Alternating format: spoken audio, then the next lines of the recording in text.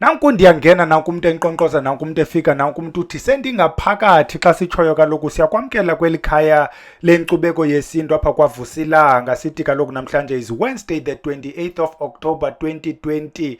U-October kaloku uchaza ukuba ubusika buphelile. Nina abantu abesesikolweni, there are two groups eseziphumile kwisikolo sakwaVusilanga esisanezikweliti. Kaloku xa uphumile esikolweni kwaVusilanga kufuneka uphume nesitifiketi, kufuneka uphume ne-t-shirt, uphume nebag, uphume namayeza esiwabiza i-starter pack, ukwenzela uba wena mntu unyangayo uqalise unyanga ngala mayeza esifuna ukukulandela ehlathini uwafumane ese-fresh.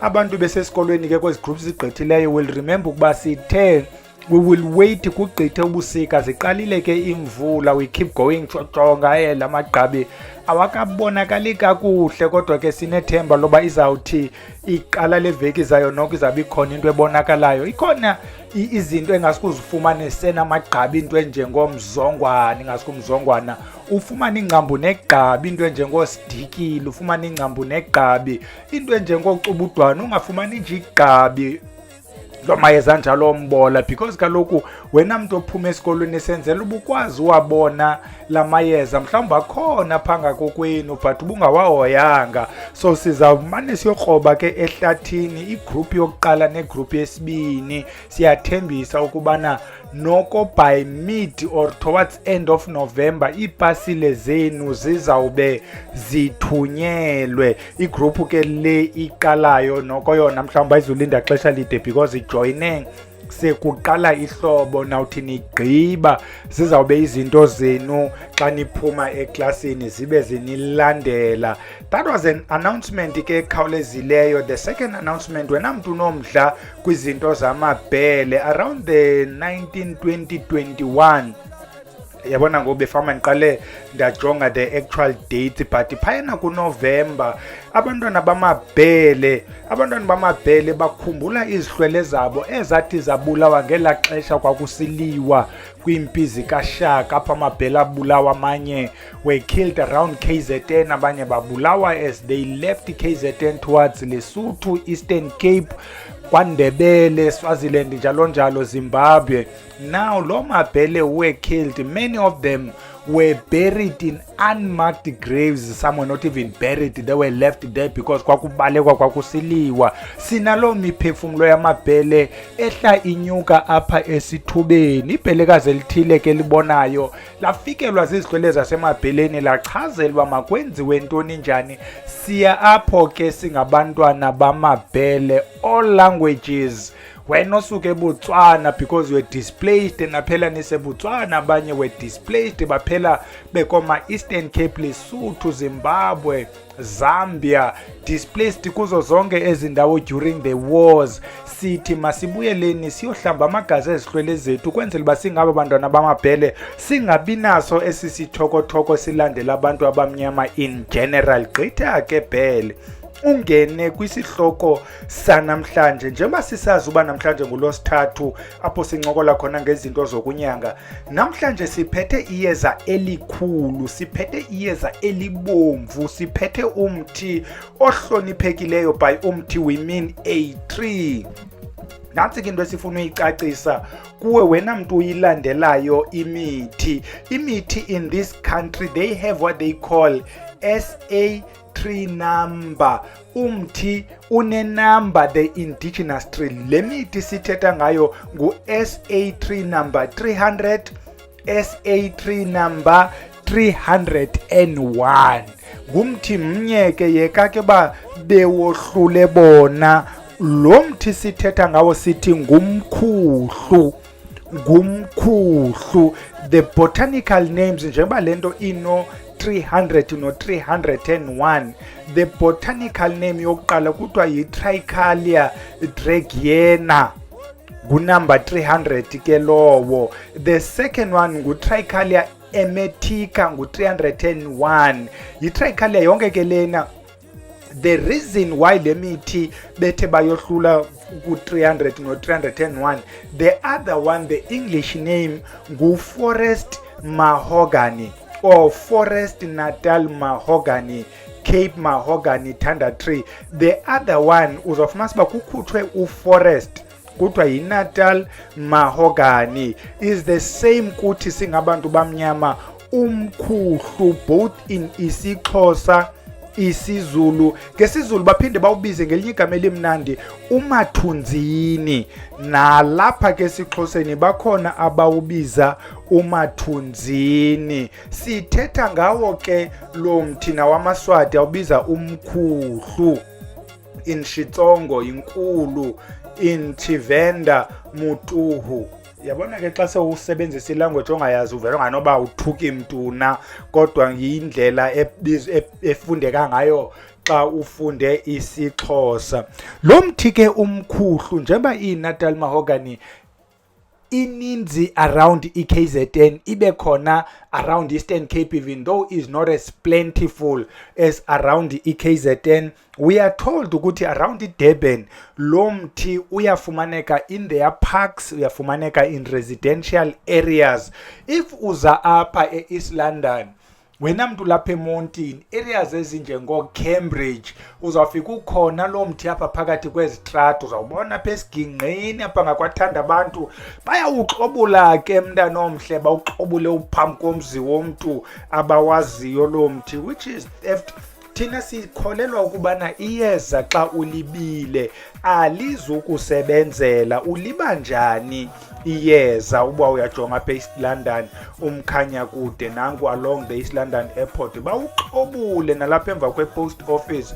How do you steal iyeza? We suspect ke ukuthi aba bantu benza loo nto ngaba bathatha le mithi bayithengisele thina okanye bayithengisele ndawo ezithengisa amayeza. Singene ke kuwo umkhuhlu, siyitshilo ngosibotanical name ukuthi wena ububambe utrichalia, whether yi-emetica okanye idregiana, ngumkhuhlu lowo. Sayitsho uba yi-forest mahogany okanye yi-mahogany, sayibiza ngazo zonke ezi languages.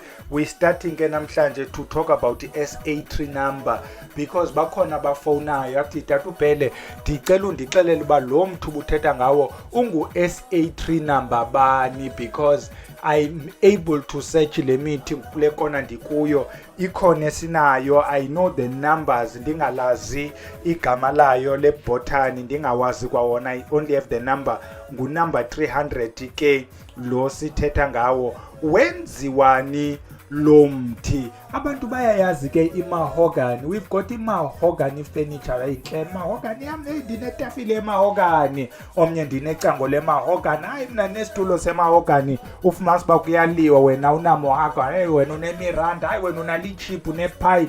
Kuthukwa nemahogany is one of imithi eyenza i-furnitures ezinhle, to an extent uba you go to places like India, they have uhlobo lwabo lwemahogany umkhuhlu okanye trichalia.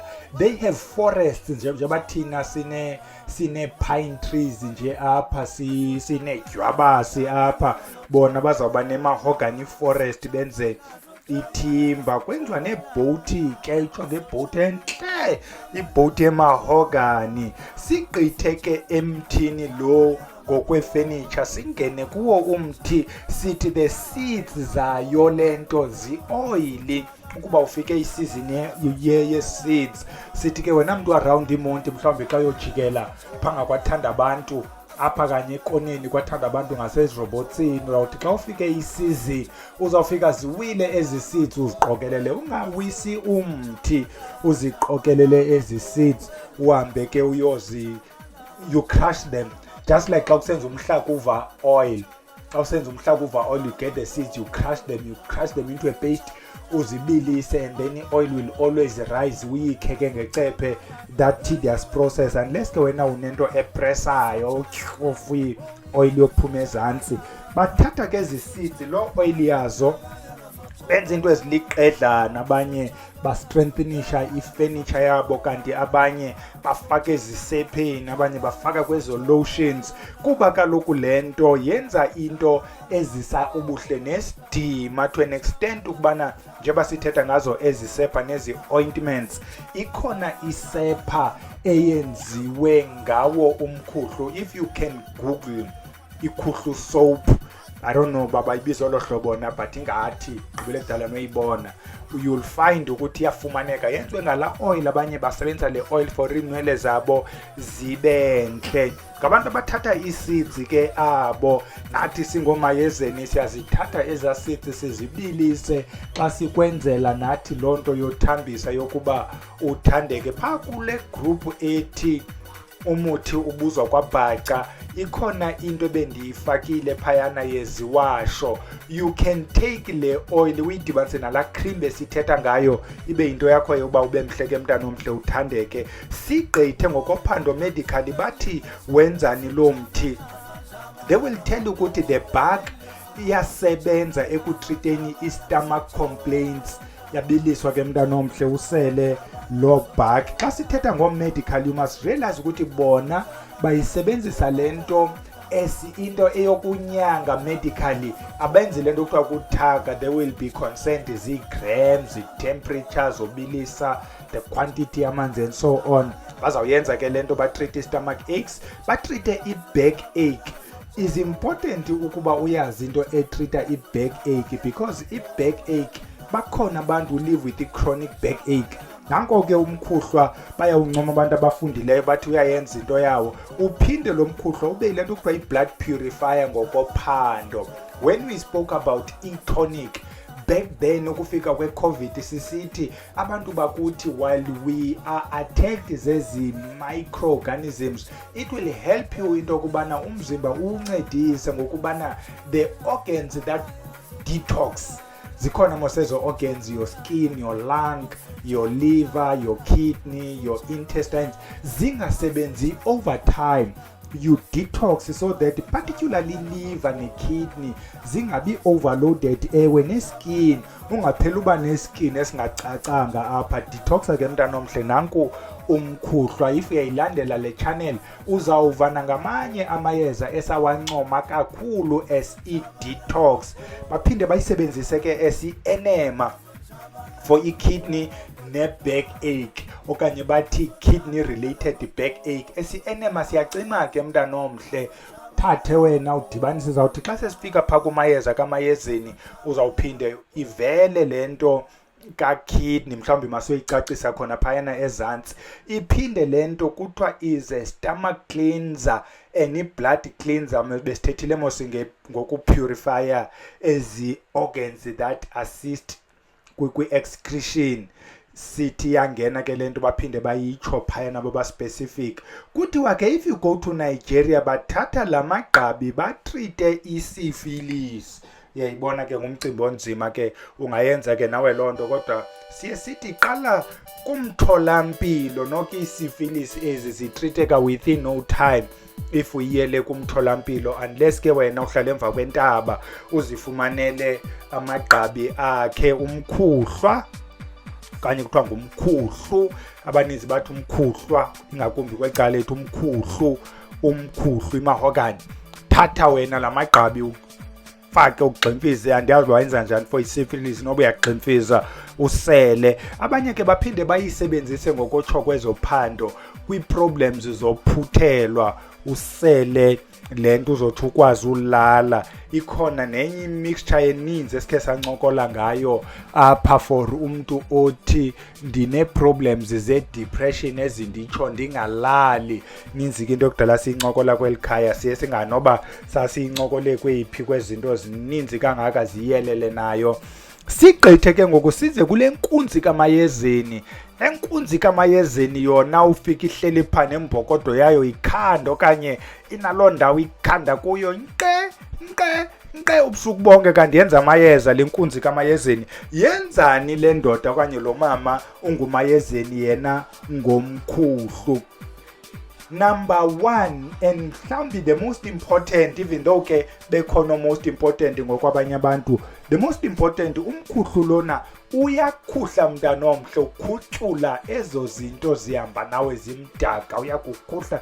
Uzawuva xa ungqoshile, ngqusha wena umkhuhlu, ungqushe umhlamba amanzi, uzibeka apha zombini. Umhlamba amanzi will be softer Umkhuhlu yakhudla lento izirafa, siyazidibanisa ke thina zombini for this purpose yokhuhla umntu uthathwe kuthiwa mbohlamba ngazo zombini. Omnye uza kuhlambisa kuloo ndawo ihamba amanzi, omnye akuhlambise kuloo kona, because umntu wasesantini uthi makafumane indawo ehamba amanzi uzayifumana phi around isantini unless uthi makadrive towards iVaal River. So yangena ke apho, yaphinde ke yahlanganiswa lento netyholo ukusitha umntu. Remember ngumthunzini lo, umthunzini siyawudibanisa netyholo kufihlwe lo mntu kudala ethakathwa bangathi ujikela komayezeni abakwazi umnceda ukuthi hayi masibe sekufihla bakukhangele bangakuboni. Bamamele ke nabo aba bathakathi, nabo bazawuthi xa bekuleqa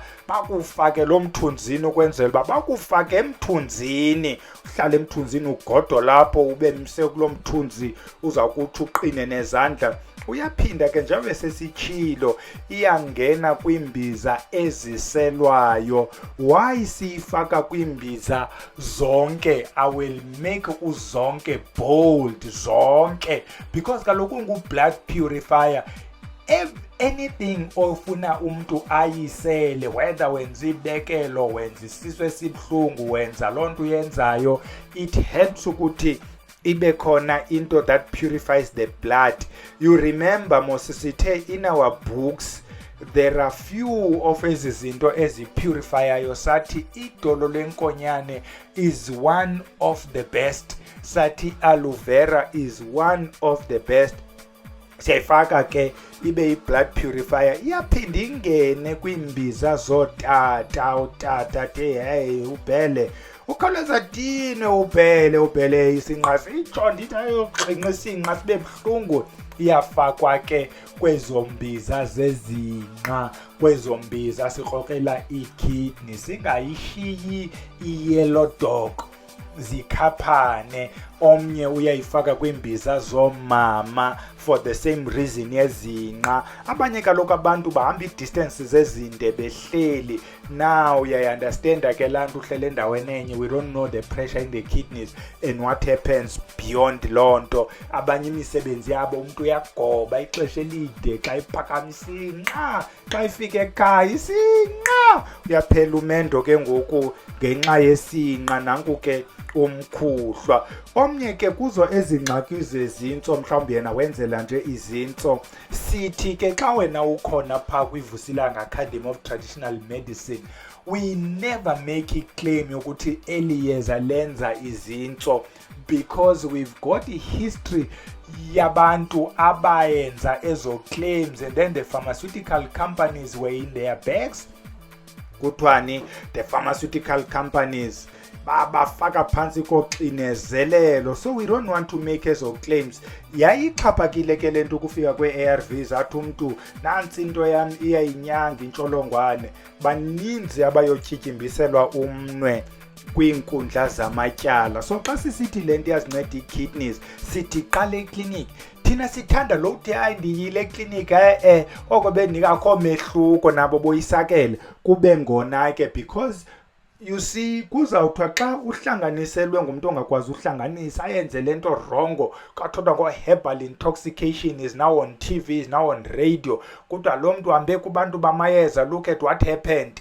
One mntu wamayeza messed things up. Bonke ke ngoku abantu bamayeza kufuneka bathwale elo tyala. But if one doctor or medical messed things up, the problem is of that one doctor. Uba umntu uye ekliniki kwenzeka i-problem is of that health practitioner or that one clinic.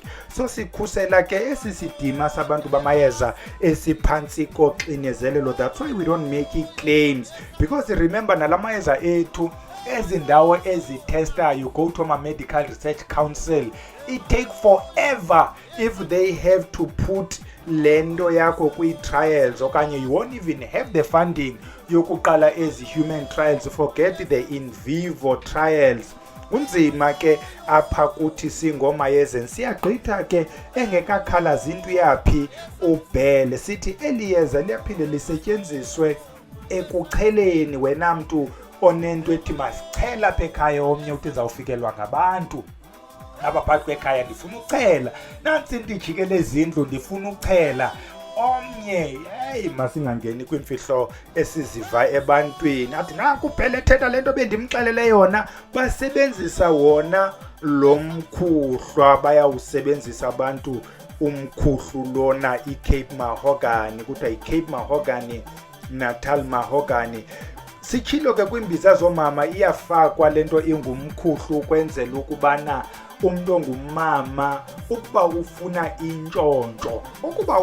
intshontsho litake intshontsho. Athi ke utata othile onyangayo, ndikufuna mama nomyeni wakho kwenzela ukuba ndinganyangi wena kanti ingxaki kutata ekhaya. Bendibawela nindiphathele izinto zasekliniki ezithi akukho ngxaki kwii-tubes, akukho ngxaki kubutata bukatata, akukho ngxaki kwisibeleko. Asiyazi uba kutheni ungabambi nje afike kumayezeni yena azokwenza ezakhe zasemayezeni.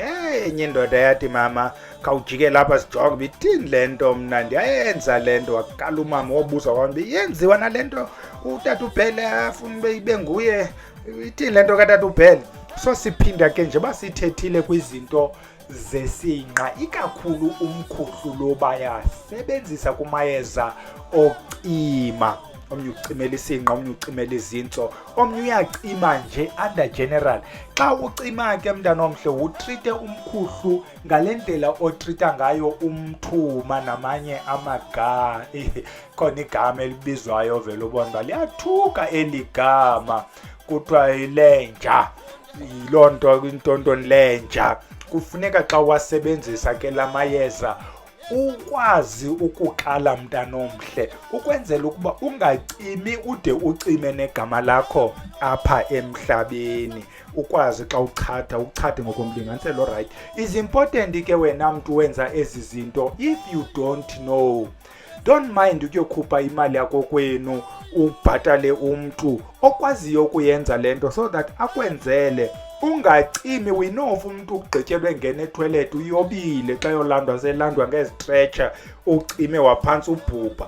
Sigqithe sithi bayacupha ngawo umkhuhlu lona. Besenze umzekelo kumntu othi ndizawufikelwa ngabantu phayana ekhaya, wachela ngawo umkhuhlu anye wafefa bare wetsang warhasa kawona umkhuhlu. Omnye uzawucupha athi ukuba uzile uBhele zenezinto ezingezizo makwenzeka into ethile. We don't know ke abantu abahle iyeza balisebenza njani. Liyasebenza komnye xa ethethile nezihlwele zakho kwabo, omnye lingenzeki athi hayi mna laa nto ayenzekanga kum. Sigqithe sithi ke abanye ke abantu bazawusebenzisa umkhuhlu ngendlela yamayeza amhlophe. Mhlawumbi masixa sigqithe kwezinto eziselwayo ukuthi uyakwazi uyisela libekele, uyakwazi uyisela amadliso, uyakwazi usela nje uzipurifyela nje igazi, omnye akwazi uselela loo nto yakhe. So sizama uthi iyangena emlonyeni lento, iyangena lento kwiserenji socima. Xa singena kula mayeza amahle, abanye abantu okay phayana esikolweni we talk about 3 colors zamayeza. Sithetha ngo-black, sithetha ngo-white, sithetha ngo-red. Sitsho ukuthi lana amayeza ngamayeza a-black, lana ngamayeza a-white. Kumayeza a-red sitsho sithi lana a-red work best with lana a-black, sithi lana a-red work best with lana a-white. Akhona ke amayeza a-red that are in the middle, they are in the middle, and awakho maninzi ke ambalwa that work kweli cala lika-black neli cala lika-white. Umkhuhlu is one of them xa ukwazi ukuwuthaka. Yonke le nto sigqibo ibala sisebenzise umkhuhlu kula mayeza a-black. Uyakwazi ke the same mkhuhlu uthathe udibanise nala mayeza a-white ukwenzela uba umkhuhlu ukukhanyise, ukhuhlu ukhanye, ufake omavula kuvali omkhanya kude. Ukuba uyakwazi ukulisebenzisa iyeza, ukulithethisa iyeza, lizawukwenza le nto ifunwa nguwe, le nto ithandwa nguwe, le nto icelwa nguwe. Nanko ke umkhuhlu Cape Mahogany, nanko umkhuhlu iNatal Mahogany. akhona ke namagama eAfrikaans, bakhona abantu abathi phele mna ndithanda la magama eAfrikaans, Roy Esenwood. Ya, nalo ke igama leAfrikaans noba ukhona olivileyo, Roy Esenwood, okanye bathi yiboss Roy Esenwood, okanye bathi yibuster. mandwayeke lani eAfrikaans mntana omhle, kodwa ke size nawo Umkhuhlu, khahambe nawe uyokhuhla ngawo Umkhuhlu, utho kwenzeke sidibane Saturday apho sizabe siphethe khona lo topic yakwabhele. Siyekile ke yalala, sabulisa sabulela kwabasithumileyo, sathi kubo kube chosi kube hele camagu.